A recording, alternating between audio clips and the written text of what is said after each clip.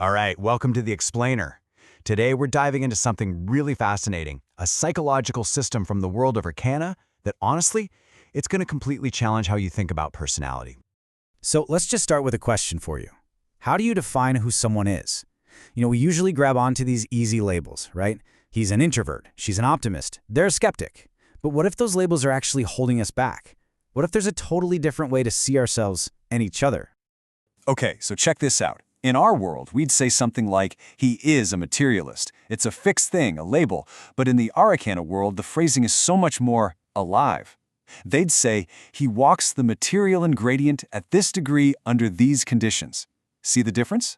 Personality isn't a box you're stuck in. It's a dynamic path you're walking along. And that brings us to our first big idea here, labels versus gradients. The core concept is called Vako-Seta, and it's this fundamental shift away from seeing people as static categories and toward understanding them as moving along these fluid spectrums. It's a real game changer. So what is Vako-Seta? Well, think of it less like a personality type and more like a personality climate. It's a scale of your inner tendencies. It's this observable, shifting pattern, kind of like the weather or the tides, that shows itself in how you act, especially when you're under pressure. It's so much less about what you are and way more about how you operate. Now let's zoom in a little bit with our second point, the Materialin Mindstyle. This is one specific gradient on that whole Vako-Seta scale, and this one governs how certain people process things like truth and desire, especially when emotions are turned up to 11. Did the flame rise? Show me the burn. This line right here is everything to a materialistic thinker. For them, a feeling or a claim isn't real just because somebody says so. Nope, they need proof. They need something tangible. They will not accept an emotional truth unless it can be physically felt or proven through consistent real-world consequences. And this Materialin Mindstyle, it isn't just one single thing. It's a spectrum with at least 5 different degrees.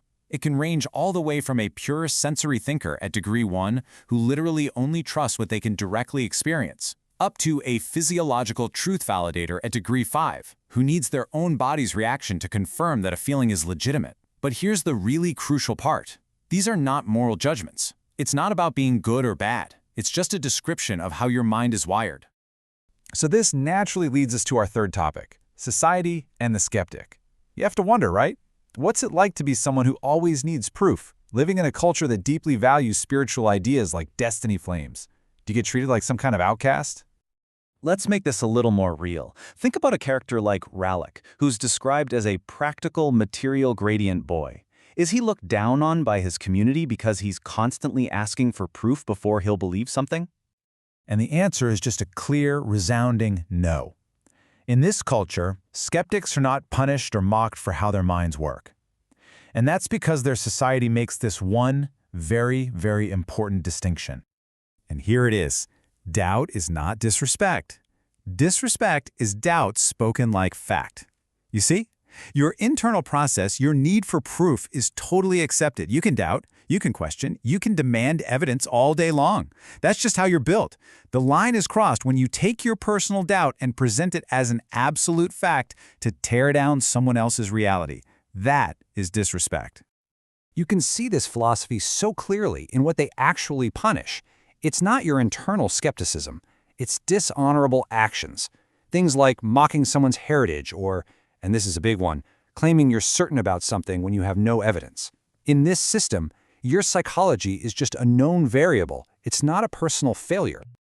All right, for our fourth point, let's look at how this all plays out with something we can all relate to, attraction. I mean, how does a mind that needs constant proof deal with a powerful, often irrational feeling like desire?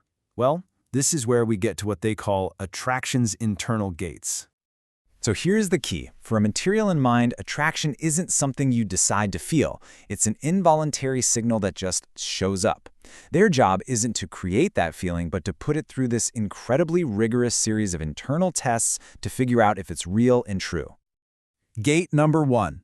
Did I notice them without trying? This first test is all about involuntary recognition.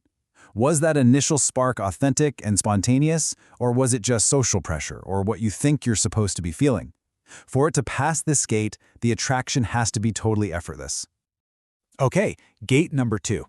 Does their absence disturb my focus or breath? Now we're talking physiological proof. It's not enough to just think about them a lot.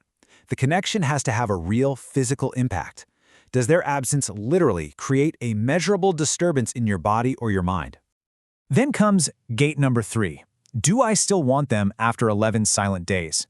This is the endurance test. You know, a fleeting crush isn't going to cut it. For a Materialin, a real connection is one that survives, one that persists, even through a culturally significant period of total silence and zero contact. And finally, the last gate. Would confessing lead to shame or honor? So if the feeling has survived all the other tests, now they have to model the social consequences. Is acting on this an honorable path? Would it bring respect, or would it bring shame to them and their family? And only if the answer is honor do they even consider moving forward. Okay, for our 5th section, let's sharpen this whole picture by looking at the opposite path. Because sometimes to really get what something is, you have to understand what it is not. So on the other side of this spectrum, you have the Laëh-temalin, which is the devotion-based mind. The difference is so simple but so profound. The Materialin mind asks for proof of the flame, but the Laëh-temalin mind, it treats the flame as the proof. One trusts consequences, the other trusts spiritual sanction. But, and this is so important, both are seen as completely valid paths to the same destination, truth. Which brings us to our final section, the purpose of proof. So why? Why does this whole complex system even exist? What's the point of all these gradients and gates and tests? Well, it's not just some abstract psychology. It's actually a form of cultural technology. This entire system is a technology, and it's designed to protect things that matter, to ensure stability, honor, and integrity. It protects sacred bonds from getting twisted up by ego. It protects people from the shame of a rushed, unverified confession. And it protects the honor of a whole family line from the fallout of a fleeting whim. This whole framework basically guarantees that any truth that's spoken out loud, especially when it comes to the heart, has been hardcore tested by time, by persistence, and by its actual impact on the real world. In this culture, saying I love you isn't a starting line. It's a finish line that you earn your way to through this deep internal validation. And all of this leaves us with this final, really powerful idea from the Arreqqana worldview. Truth isn't just a quick feeling. Truth is the pattern that remains after silence, consequence, and honor agree. It's what's left standing after everything else has been stripped away. And that really makes you think, doesn't it? What patterns in our own lives would be left if we held them to that same rigorous standard?